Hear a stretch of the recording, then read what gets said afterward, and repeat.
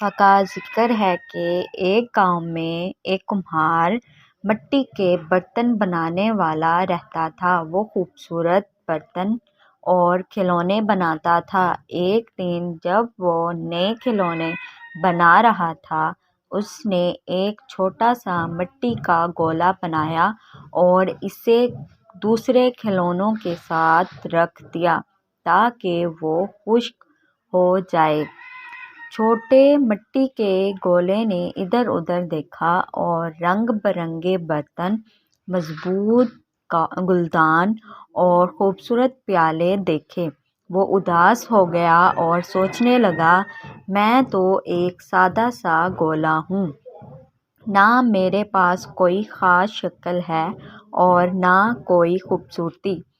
ایک دن ایک نیک دل لڑکا احمد کمہار کی دکان کے پاس سے گزر رہا تھا۔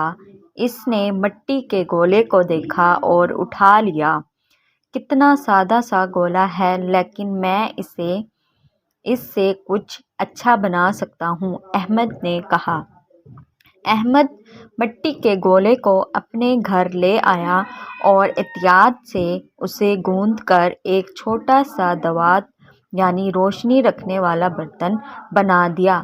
اب وہ روزانہ اس میں سیاہی ڈال کر قرآن کی خوبصورت آیات لکھتا تھا۔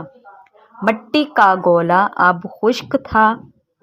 اسے احساس ہوا کہ چاہے وہ چھوٹا اور سادہ تھا، لیکن اللہ نے اسے ایک خوبصورت مقصد کے لیے بنایا تھا۔